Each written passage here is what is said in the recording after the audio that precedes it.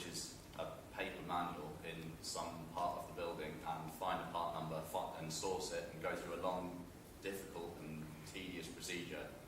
With BIM, we have the vision of just being able to navigate, be notified of the part in your 3D model, navigate to it, and just press order, and that's it, done. The new part arrives. So the real life is synced to the digital simulation. So what happens in the BIM model happens in real life, and vice versa. So it's always keeping updated.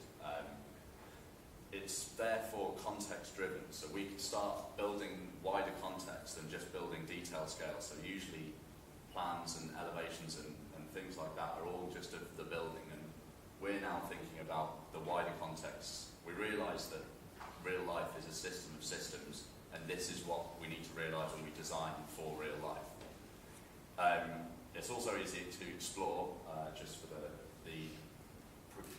we're exploring progressive disclosure and things like that to show people what they want when they want it. So I don't know how many people we're going to offend by saying this, but we consider user experience as common sense.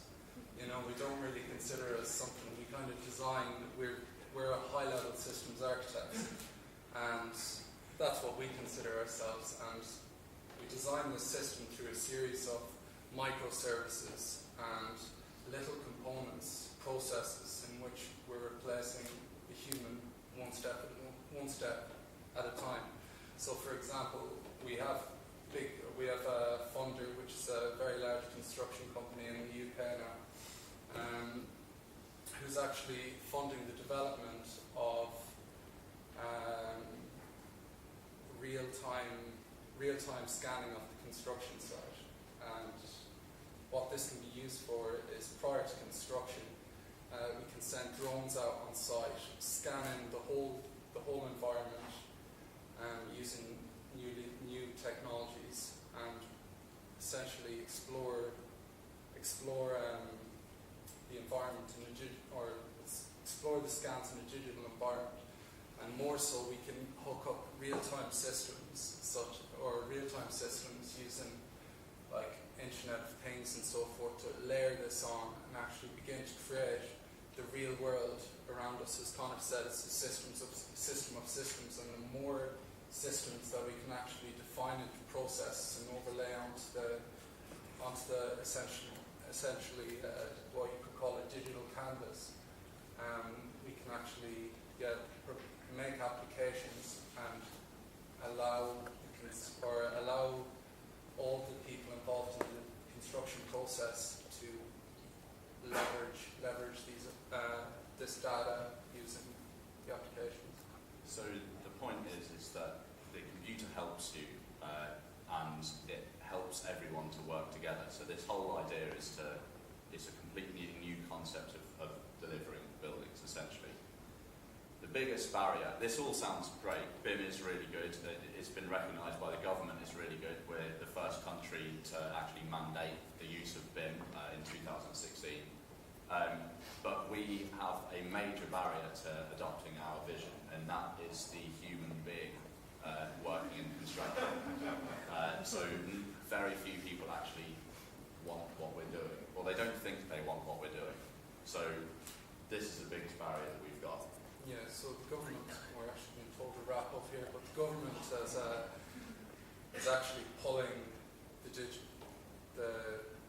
digitalisation of the construction industry and the wider environment through mandating and regulating it.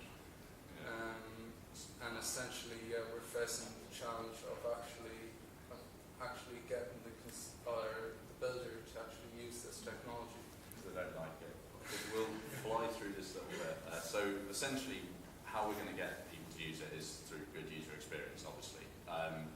Now, our approach to user experience isn't just about aesthetical design. Obviously, that's very important, but it's all these other things, all these other ways to bridge the threshold between analog and digital and get people interested and involved in the digital world. So we've, using things like virtual systems, artificial intelligence, designing for mobile first, because we've got to recognise that desktops aren't maybe the future, and we're trying to market this to people on building sites with mobiles and things like that, so that's very important to have a responsive design. maximising accessibility as well, and creating immersive experiences which make people feel really involved with technology and not like they're scared of it and it's a steep learning curve to get into it. And augmented reality as well. It's another thing. So some of the things that we play with then at the moment are Oculus Rift. So this is one of our BIM models on the left that we've put into Oculus to have the client wander through and really experience the design before it's built. So immersive user experience. So it's not just about the design aesthetic of how something looks, but it's about how the human interacts with it. This is our start of our 3D scanning. So the idea is that it's digital in, digital out. So straight away we work in digital and are comfortable with it. And then the Internet of Things, connecting BIM together and connecting cities essentially, and giving that context to design. So we see building site go from this, I mean it will still be this, but now it includes